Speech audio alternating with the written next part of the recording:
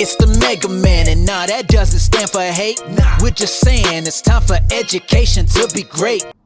Hello everyone, this is Make Education Great Again. I'm your host Chris Morris. Today's topic, liberal policies lead to death. And that might sound dramatic, but it's just true. And it really is. Y'all know this. You'll see what they do. The policies, if you think about it, you have the conservative policies that essentially is all about loving yourself, loving your country, loving who you are, loving the race that God made you to be, and fighting to have a vibrant future for yourself. That's why it's conservative. That's why you don't do dumb things. You use some wisdom. Those kinds of policies and principles and values lead to life. And liberal policies are literally at this point the opposite. The two parties could not be more opposite. You have people like who live in San Francisco, for example, San Francisco being probably the most liberal city in America, will not do policies that lead to life for those who aren't the elite. Let me word that again. Liberal cities like San Francisco, for example, will not put policies forward that lead to life for those who are not elite. So they'll talk about how it needs to be a sanctuary city, and if they cross the border, it doesn't really matter. We don't need to vet them. Come on in. It's evil for you to reject people who want to come into this country. Never mind the fact that not that long ago, we had somebody violently murdered by a murderous thug who was probably in a gang, who was an illegal, who had killed, and he actually got off scot-free in the city of San Francisco. And guess what happens when you have a policy and you operate that way and you let people, no matter if they're murderous, because you're scared of being politically incorrect, when you let them off, guess what? They go off and murder again, and they get away with it. And so they realize there's no consequences for bad behavior, evil behavior. And guess what? It literally led to death. But see, the people who are in control in these liberal cities, they're immune from it. They're not feeling it on their front door. They have walls, around, or gated communities around where they live. It's not touching them. And so what always ends up happening is you have the people who are, not the elite, people who are the, lower class, working class. They're the ones who end up getting the death that was sown by the elite liberals. And this is just facts. This is what it is.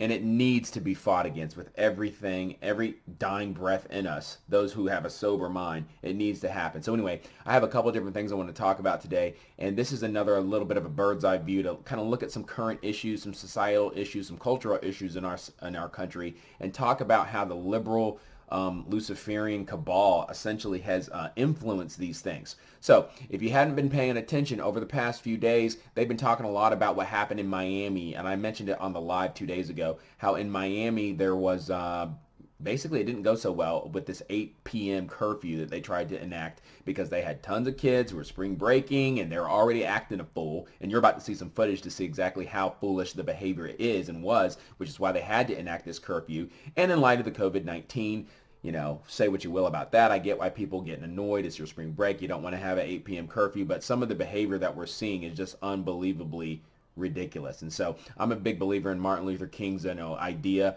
Don't judge a man by the color of his skin, but by the content of his the content of his color. That's not it. By the content of his character. But listen, you have to first show and demonstrate character before you can start crying racism when someone judges you by the content of your character. Some of y'all just have bad character, and you happen to have a darker shade of brown skin, and then you're blaming the skin when it's really your character. And this just can't stand. And so I want to show you a couple clips, and one clip in particular I'm actually going to borrow from my man Brandon Tatum. He featured this topic on his video. It was literally titled "Black Folks," and then he had his interesting perspective on it. And this is just something that's just true, but nobody wants to go there. Nobody wants to say it because you're going to get attacked to no end. But he and I are going to talk about these topics because you have to tell people the truth if you really love them. You have to point to the problem if you really want a solution. And so I'm going to go ahead and draw your attention to this. This is a short segment. I hadn't seen this footage until I watched Brandon Tatum's coverage on it. But this is some of the behavior that was taking place in Miami. And this is why, if I was a white person, I would be up to here. I would be completely fed up to hear one more person pull a race card and say, well, the police were acting, forcefully. They were showing racial bias. Look at the footage of what was going on here, and then tell me your thoughts on whether or not this is a racist thing or this is just coming down to behavior and just a culture that it's lost its way. Check this out. Beat up, bludgeon, you can name it. Because of black folks in this culture here. Let me play a little bit of video, because I don't want you to just believe me. Listen to him. Look at this. And I apologize if you see some kind of obscene images. This is just... This girl is popping out. Look at them. They stomping people.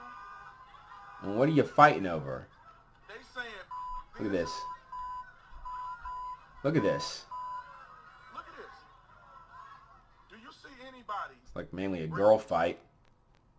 Do you see it? And apologize for that. They beating each other blinded. They beating the mess out of each other.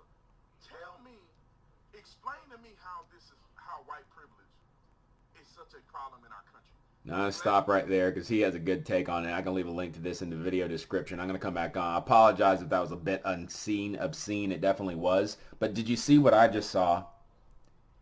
And if you're telling yourself the truth, are you particularly surprised? Were you shocked by seeing that behavior? Maybe you are because of your background, maybe where you work. I worked in the inner city public school system. I don't see it quite that bad. I don't remember seeing that many people, but I saw a girl fight go down. And when it went down, I mean, they're out for blood. And this behavior is unacceptable. How did the culture get to this point? I believe that it has been systematically long game planned by the elites, by the cabal, that is always tried and sought to keep especially the African American culture down, or really just Africans down in general. You know, we were physically slaves for the longest at the founding of this country. We were physically slaves. These are facts. And then as progression took place and they tried to, the Civil War, when it came to our vote, I remember learning recently that they counted black votes as I think like 3/4 of a vote. So we weren't even a full person. Our vote only counted 3/4, and that was like a compromise they had to do initially, after the Civil War. And eventually you got to the 60s, and the 60s, finally we could vote. Finally we were starting to see some equitable policies put in place in the United States. But then guess what? The cabal, as far as I'm concerned, which is really behind this, they got a little slick with us. Okay, we can't be overt putting these people in slavery, but we can do a subvert move here. And so they, Lyndon B. Johnson basically said, you're going to get this money, but there's only one condition. You got to have the man out of the house. If you get the man out of the house, you can have this money. This was around the 60s. And you see the result of that. You went from about, I think the numbers were about 75% of all African Americans were an intact family unit. You had a mother, you had a father. The divorce rate was low, maybe like 20-something%. And now 75% of all African Americans are divorced. And I would say 75+% of all African Americans who are in the country were born out of wedlock. Were born out of wedlock. You think that's coincidence? It's actually true that the African American family unit was more stable and together during slavery than current days.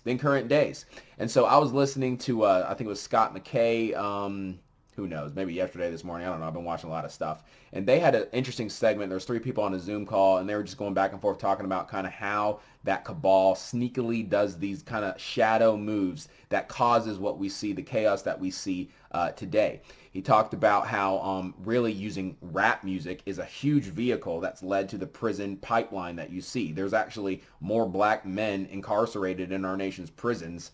In a sense, there's more bondage and chains today through the prison system than there even was in slavery. Is that amazing? More bondage today through the incarceration system, the prison system, men in chains behind bars, than there was even during the days of slavery.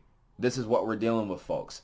And so I wanted to show you this quick clip. Hopefully I won't get in trouble for this, but this is a quick clip from Street Fighter, where he's having this conversation, Scott McKay is, and it's interesting take. I've heard these kinds of things before, but I didn't hear it with this detail, where he talks about how it was engineered, how they purposefully saw the potential of rap music per se back when, as Scott McKay is about to put it, when rap was fun, when you had Vanilla Ice and, MC Hammer, like early 90s. I remember when it was fun, and I remember almost scratching my head growing up as a 90s kid when it took this really dark turn and everything became about gang banging and killing and hoes and just real debauchery, and it just ruined what seemed to be like a fun new type of music, and how that was intentionally done because, as a man thinks, so he acts, and as a man acts, so becomes his destiny, if that makes sense. And so what better way to get in your thinking than through the music? And it has literally programmed the behavior that I believe you just got done seeing there in Miami. It's been programmed systematically and patiently and sadistically. And so listen to this quick little segment. I found it very compelling because it's not a coincidence that our American ghettos are the situation that they are in, that Chicago has turned into such a violent city. I don't believe these things are coincidence at all. How did these young kids who don't necessarily have the means or the connections all of a sudden always have drugs to sell, have guns to use to shoot? It's something to think about. So I'm going to go ahead and bring your attention to this quick little clip. This is from Patriot Street Fighter with Scott McKay. He had an interesting take. I want y'all to check this out. Let's see. Gotta hit play first. Beautiful mansion up in Hollywood Hills. And so they're all in this big, huge living room. Couple guys in suits or whatever, walking around and start handing out NDAs for them to sign. And they said, well, what did we sign this for? What's it about? Well, you have to sign it first to find out. So they start talking amongst themselves. They're like, so real quick, just to provide some context, he's talking about some of these rappers. He said about the 25 most popular rappers of the day. This is probably early 90s. And this is when rap was fun. Like I said, Vanilla Ice and MC Hammer, when it was remotely interesting, even Fresh Prince, so if you will. The Cabal had a plan using the prison system. I'll try it. Excuse me, I'm going to plug up my computer so I don't lose this video. But they used that prison system as a way to fund and affect the music industry and to actually make money and enslave. It's very interesting. So this is what he's talking about. They got invited to this meeting, and this is when rap music took a dark turn. half of them were like, it's bullshit, I'm not going to sign anything. So they talked among themselves and said, screw this. You think we're going to sign something we don't even know why we're here? So half of them walked outside the driveway. I think all of them did. And then they were talking, and the guy who invited this particular rapper there, who's telling this story, he said, look, man, he said, just come on back in. He said, whoever is not in this meeting is not going to have a seat at the table in the direction that rap is going in the future. These were big music executives. So they went and sat down. He says, so they signed the NDA. And what they were informed of is that they were going to be directing rap music in a direction we know it of today, which is gangster rap, hoes, bitches, shooting cops, all this disgusting stuff that they've made part of modern culture. And they said, listen, the fact is we represent a group of very wealthy and powerful investors who have invested in private prisons. They need, because private prisons are funded by us, the taxpayers. The government's paying them our money to run these prisons. These are people that own them, and said that they need to make sure these prisons remain full. And they believe the easiest way to make sure they remain full is through rap music. Take it from there. Building this into the black. Now look at the beauty of the African culture, the black American. Now, to stop it right there, I can leave a link to this in the description because it's a compelling conversation. It's very interesting. The lady in the corner, I forget her name, but she goes on to talk about how they intentionally are bringing the government, the FBI, making the case. Now, I'm just reporting what she said, are the ones bringing these weapons into these areas. And so they're listening to these, constantly. You know how music gets in your head and you're saying it to yourself. I even catch myself just saying lyrics to songs in my sleep almost when I wake up. It's going to affect your behavior. It's going to affect your desires. It's going to affect, all right, I got to get, the jewelry. I got to get the biggest car. I got to get all these things. And, that's the only way I can get validation, as a man. That's what a lot of these young guys are thinking. Well, they're not taught the discipline. They don't have the long-term patient work ethic it takes to grow wealth over time. They got to get these high expensive things. The only way to do that is through drugs, is through some sort of short-term thing that's going to lead to the prison pipeline. And so it's just an interesting conversation. I've heard some of these ideas before, but the way he put it and that story I felt like was very compelling and hopefully enlightening for our viewers today. So you can see that this isn't just, something. I don't want people watching this video feeling like, oh, those poor minorities. No, we have every capability that any other type of person on this planet has.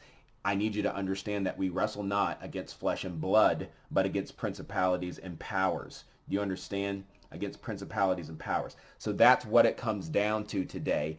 And this is kind of, I want to just kind of take our viewers into a different way of looking at how we've been attacked from all sides. Okay? We've been attacked through the media. We've been attacked through the educational system. We've been attacked through our music. The African American community is clearly affected by the music. The music's changed. I mean, you just get in the early 90s, you look at this thing. So you have these wealthy backed people who own prisons, who need to fill up their prisons, which Kamala Harris, in my opinion, took money from, and therefore did her duty, so to speak, quote unquote, to fill up the prisons. And she incarcerated more black people than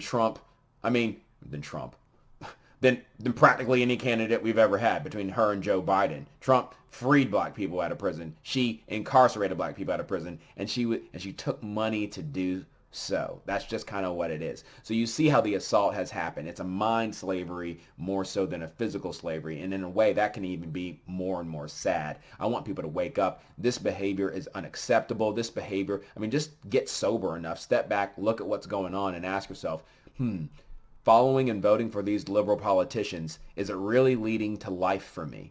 Or is it leading to death? Death of opportunity, death of quality of life, and in some instances, unfortunately, actual death in this lifetime. So anyway, that's all I got to say for this video. As always, like, subscribe, share, click the notification bell for more content and analysis. If you feel so led, I'd appreciate the support. You have my PayPal and Cash App left in the description. Go ahead and send something. I challenge you to do. If everybody who is a subscriber here gave $1 a month, I'm not talking about every single video, $1 a month, that would free us up to be able to devote all our attention to getting the truth to you guys. I appreciate those of y'all who stepped up yesterday and donated. We appreciate it. We have the mega merch available at the Teespring account. You guys have a blessed day, a blessed week. Stay safe out there. I'll catch you guys next time. Peace. It's the Mega Man, and nah, that doesn't stand for hate. We're just saying it's time for education to be great. And if we keep on doing everything that we've been doing, it will no longer be our freedom that we're pursuing. It's now time to teach our students how to think and reason. If we don't, we'll keep on electing those guilty of treason. So listen up, as Mega Man is about to spit the truth. Gotta stop the powers that are coming after the youth.